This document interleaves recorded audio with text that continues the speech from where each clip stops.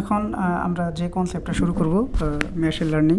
তো মেশিন লার্নিংয়ের এখানে সব কিছু আমি কভার করব না, শুধুমাত্র বেসিক কিছু আন্ডারস্ট্যান্ডিং দিব, কিছু দুই একটা অ্যালগোরিদম এক্সপ্লেন করব যে আসলে কেন সব ধরনের ডাটার ক্ষেত্রে সব ধরনের অ্যালগোরিদম ইউজ করা উচিত না।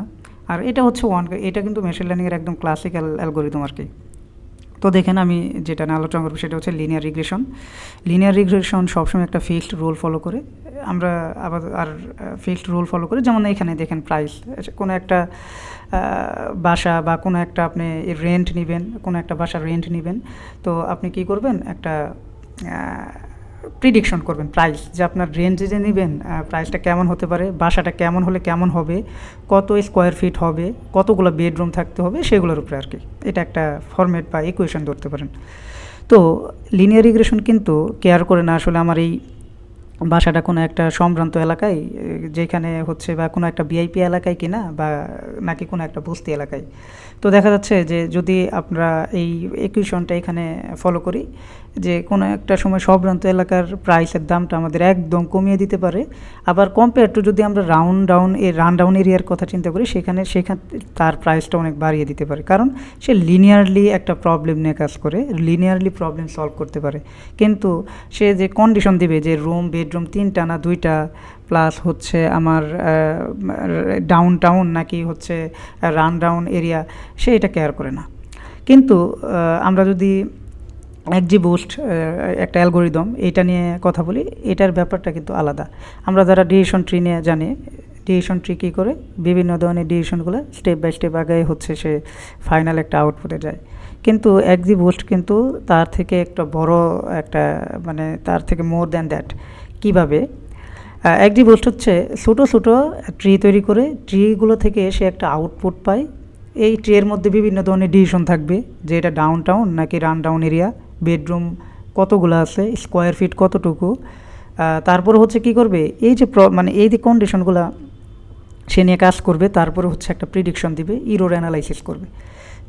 ইরোর অ্যানালাইসিসের মাধ্যমে আস্তে আস্তে সে হচ্ছে একটা ফাইনাল প্রিডিকশনের দিকে যাবে।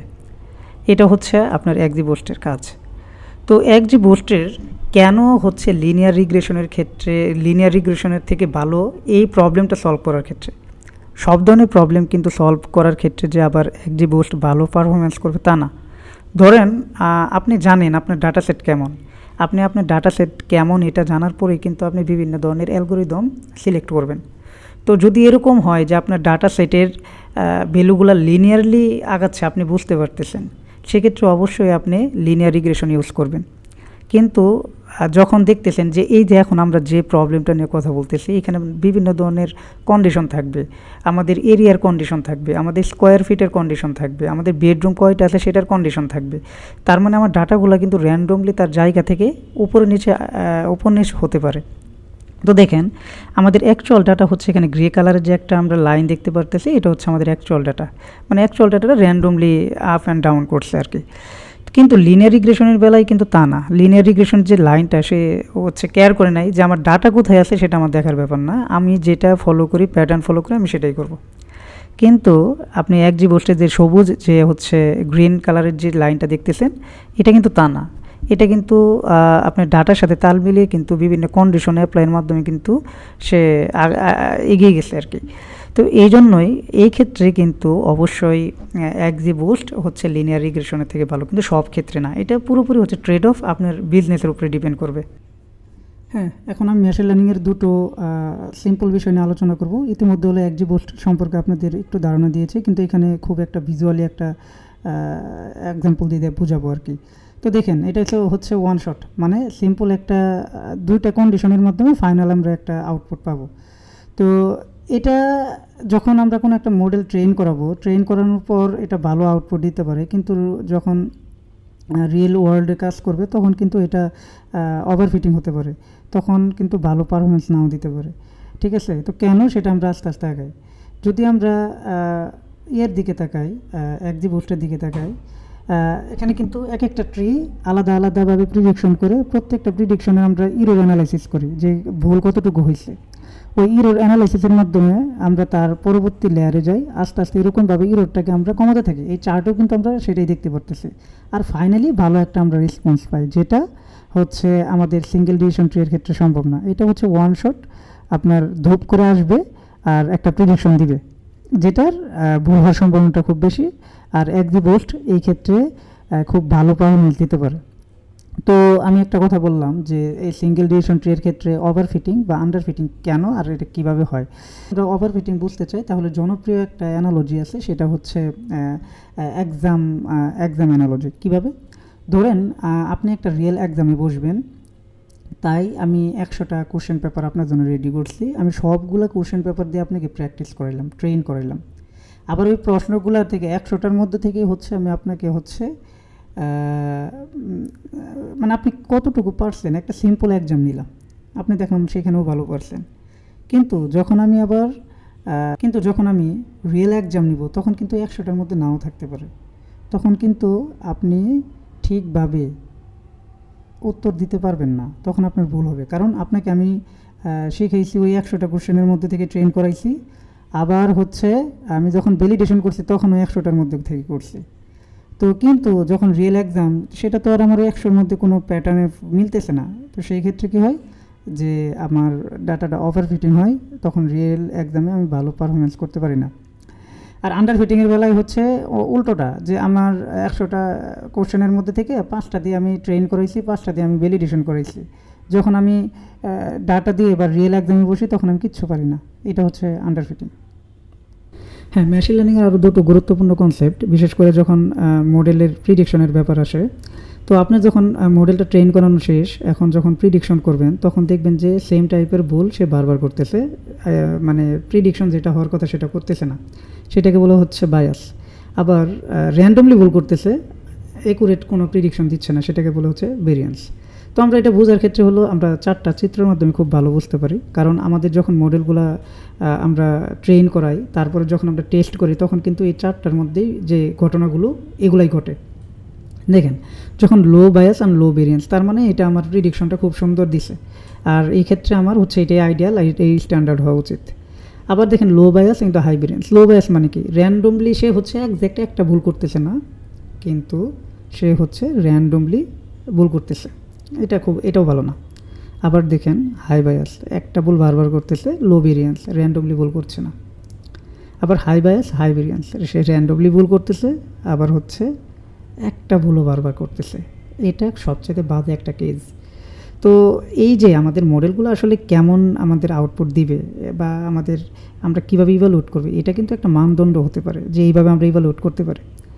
এখন সর্বশেষ যে ব্যাপারটা আসলে মেশিন লার্নিংয়ের ক্ষেত্রে বলা যায়, বা শুধুমাত্র মেশিন লার্নিংয়ের ক্ষেত্রে না, এটা হচ্ছে এআইয়ের যে কোনো মডেলের ক্ষেত্রে আপনি গার্বেজ ইন করবেন, গার্বেজ আউট পাবেন। ডাটা সেট ম্যাটার, কারণ ডাটা সেট আপনার যত ভালো হবে প্রিডিকশন আপনার তত ভালো হবে।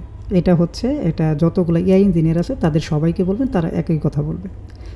সেই জন্য আমাদের ফিচার ইঞ্জিনিয়ারিং খুব ভালোভাবে করতে হবে, যাতে আমরা প্রত্যেকটা ডাটা সেটকে আমাদের স্পেসিফিক অ্যালগোরিদমের জন্য ইউজ করতে পারি খুব এফেক্টিভ ওয়েতে। তারপর হচ্ছে এখন আসলে কীভাবে আমরা আসলে ট্রেন করাতে পারি আমাদের ডাটা সেটকে, ট্রেন করাতে পারি ডাটা সেটকে বিভিন্ন ডাটা মডেলের মাধ্যমে। আমরা কিন্তু একটু আগে একটা কনসেপ্ট পড়েছি, সেটা হচ্ছে ডাটা ওভারফিটিং আর আন্ডারফিটিং। তো আমরা যদি চাই যে আমাদের মডেল খুব ভালো আউটপুট দিবে, সেই ক্ষেত্রে হচ্ছে এই যে ডাটাগুলো আমরা যখন ট্রেন করাবো, তখন আমাদের পুরোপুরি সব ডাটা আমরা ট্রেনে দিব না। এখানে হলো 70% ডাটা হচ্ছে আমরা ট্রেনের জন্য রাখবো, ভ্যালিডেশন করব হচ্ছে 15% ডাটা দিয়ে, আর টেস্ট করব হচ্ছে 15% ডাটা দিয়ে। এতে করে কি হয়, আমাদের মডেলের একুরেসি বলেন, পারফরমেন্স বলেন, বা হচ্ছে প্রিডিকশন রেটটা খুব ভালো থাকে, ওভারফিটিং বা আন্ডারফিটিং হওয়ার সম্ভাবনা কমে। আমাদের আজকের লেসনের শেষ যে পার্টটা, সেটা হচ্ছে ডিপ লার্নিং। আমরা জানি যে ডিপ লার্নিং অনেক ব্যবহৃত একটা সেক্টর। এই সেক্টর হচ্ছে আমরা স্পেশালি অনেক জনপ্রিয় হচ্ছে আমাদের ইমেজ প্রসেসিংয়ের ক্ষেত্রে। তো ইমেজ প্রসেসিংয়ের ক্ষেত্রে আসলে ব্যাপারটা কি, আমরা কিন্তু খুব সহজভাবে হচ্ছে কোনো একটা প্রাণীকে দেখলে বুঝতে পারি কোনটা বিড়াল, কোনটা মানুষ, কোনটা গরু, কোনটা ছাগল। কিন্তু একটা কম্পিউটার কিন্তু বুঝতে পারে না। কম্পিউটার কাছে হচ্ছে সবই একটা নাম্বার, আর একটা নাম্বার বলতে একটা ইমেজ আমাদের মাল্টি ডাইমেনশন থাকে। তো একটা ইমেজের মধ্যে কিন্তু আমাদের বিভিন্ন ফিচার থাকতে পারে, আমরা ওইখান থেকে মানুষকে এক্সট্রাক্ট করতে পারি, আবার হচ্ছে আমাদের আশেপাশের যে পরিবেশগুলো আছে সেটা থেকে আলাদা করতে পারি। এটা কিন্তু একটা কম্পিউটারের ক্ষেত্রে খুব সহজ না। তো তো আমি যেটা বললাম যে একটা গরু ছাগলকে ক্লাসিফাই করা বা আলাদা করা, এটা কেন গরু ছাগল, তারপর হচ্ছে তার মধ্যে হচ্ছে তাদের চোখ নাক মুখগুলো আলাদা করা, এটা কিন্তু একটা ফিল্টারিংয়ের দরকার হয়। এই ফিল্টারিং কিন্তু একটা লেয়ারে হয় না, মাল্টিপল লেয়ারে চলতে থাকে। আর এই ফিল্টারিংগুলো এক একটা ফিচার জেনারেট করার জন্য এক এক ধরনের ফিল্টার ইউজ হতে পারে। তো এই ফিল্টারগুলো কিন্তু রিইউজ করা হয়, কারণ চোখ আমাদের দুইটা থাকতে পারে বা মাল্টিপল পজিশনে আমাদের ইমেজের মধ্যে থাকতে পারে। ফিল্টার খুবই গুরুত্বপূর্ণ ভূমিকা পালন করে। তারপরে যদি আমরা পরবর্তীতে দেখি, সেটা হচ্ছে লেয়ার নর্ম কেভস দি স্কেল স্টাডি। এটা কেন?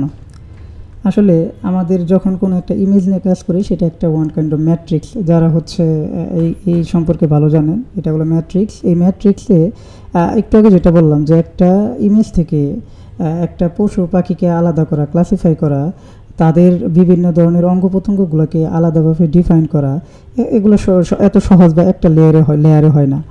এটা হচ্ছে মাল্টিপল লেয়ারে একটার পর একটা বিভিন্ন ধরনের ম্যাট্রিক্স ক্যালকুলেশন হয়। তো যদি আমরা এইগুলোকে নর্মালাইজ না করি, তাহলে এই নাম্বারগুলোকে এক্সপ্লোডেড হইতে পারে। এই নাম্বারগুলো এক্সপ্লোডেড হলে বা অনেক বড় হলে তখন কিন্তু ক্যালকুলেশনে অনেক ধরনের সমস্যা হয়। তো সেই কারণে কি হয় যে আমরা যখন একটা লেয়ার থেকে আরেকটা লেয়ারে এরকম এই করতে থাকি, মানে ক্যালকুলেশন হতে থাকে, তখন আমরা নর্মালাইজ করি, স্ট্যান্ডার্ড করি, যেটা হচ্ছে আমাদের ম্যাট্রিক্সে যে বিভিন্ন ধরনের ক্যালকুলেশন আছে সেটাকে স্টেবল করে। সেই কারণে লেয়ার নর্মালাইজেশন খুবই গুরুত্বপূর্ণ একটা কনসেপ্ট ডিপ লার্নিংয়ে। আর সর্বশেষ যে ব্যাপারটা আমি কথা বলবো, সেটা হচ্ছে যে আসলে ট্রান্সফর্মার, এখন যেটা আমরা বর্তমানে যে সমস্ত আর্কিটেকচার ফলো করতেছি বা চ্যাট জিপিটি বলেন, ক্লড বলেন ইউজ করতেছি, এটা কিন্তু সবাই হলো ট্রান্সফর্মার। আর আমাদের ট্রান্সফর্মারের আগে যেটা ছিল সেটা হচ্ছে আরএনএনও কিন্তু অ্যাটেনশন ইউজ করা হয়েছে, কিন্তু ট্রান্সফর্মারের মতো এত ভালো আউটপুট দিতে পারে না। যাই হোক, সেটা আমাদের আলোচনার বিষয় না। তো আরএনএন কেন আসলে ফেল করছে ট্রান্সফর্মারের কাছে? আসলে আরএনএন হচ্ছে একটা সিকুয়েন্সিয়াল প্রসেস। তার মানে হচ্ছে একটা ওয়ার্ডের পর কোন ওয়ার্ডটা আসবে, এটা হলো সিকুয়েন্সিয়ালি হতে থাকে। এরকমভাবে অনেক দূর, যত দূর যেতে পারে যায়। কিন্তু যখন হলো 30-40টা ওয়ার্ডের পর, এটা কিন্তু তার আর হচ্ছে যে মানে একটা অ্যাটেনশন, মানে কোন ওয়ার্ডের পর কোনটা আসলে ভালো হয় বা কোনটা আসা উচিত, এই অ্যাটেনশনটা সে ধরে রাখতে পারে না। তার মানে হচ্ছে লং ভার্সেস সেন্টেন্সের ক্ষেত্রে আপনার প্রোনাউনের যে প্রবলেমটা, এটা আরএনএনে প্রবলেমটা সবচেয়ে বেশি ফেস করে। যদিও এটা আরেকটা ব্যাপার হচ্ছে, এটা ইন মেমোরিতে একটা ওই মেমোরিকে আপডেট করতে থাকে, তো অনেকটা হলো সংকুচিত হয়ে যায় আমাদের যে সেন্টেন্স বা মানে আরএনএর মাধ্যমে যে সেন্টেন্সটাকে আমরা জেনারেট করতে, সেটা আসলে প্রপারলি অনেক সময় হয় না, অনেক সময় কেটে যায়। আর ট্রান্সফর্মারের ক্ষেত্রে কিন্তু তা না, এটা হলো প্যারালালি কাজ করে। সেই কারণে কিন্তু দেখবেন ট্রান্সফর্মার আর্কিটেকচারে আমাদের আলাদাভাবে জিপিইউ ইউজ করে, কারণ জিপিইউ প্যারালালি মাল্টিপল অনেক কোর ইউজ করে সে একই সাথে সবগুলো ওয়ার্ডের উপর অ্যাটেনশন দিতে পারে। আপনার যদি এটা 100-200 সেন্টেন্স বা ওয়ার্ডের কোনো কিছু হয়, তাহলে নাউন তারপর নাউনকে খুব সুন্দরভাবে খুঁজে পেতে পারে। তো এই ট্রান্সফর্মার কিন্তু এই প্রবলেমটাকে রিজলভ করছে। আচ্ছা, আমরা আমাদের লিসনের শেষ দিকে চলে আসছি। আমরা এই লিসনে হচ্ছে 3টা বিষয় খুব ভালোভাবে কভার করার চেষ্টা করছি। সেটা হচ্ছে যে এআই ফাউন্ডেশন, মেশিন লার্নিং আর ডিপ লার্নিংয়ের এই কনসেপ্টগুলো, এই কনসেপ্টগুলোই যে হচ্ছে একদম মানে পারফেক্ট বা এগুলাই হচ্ছে সব কিছু, তাহলে আপনার মেশিন লার্নিং, এআই ফাউন্ডেশন বা ডিপ লার্নিং কভার হয়ে যাবে, তা না। আমি বোঝানোর চেষ্টা করছি যে আসলে মেশিন লার্নিং বা ডিপ লার্নিং আর এআই ফাউন্ডেশন কী ব্যাপারগুলো জানা থাকলে আপনি হচ্ছে এআই নেটিভ ইঞ্জিনিয়ারিংয়ের দিকে এক পা হলেও বাড়াতে পারেন। এটাই ছিল আমার এই লেসনের উদ্দেশ্য।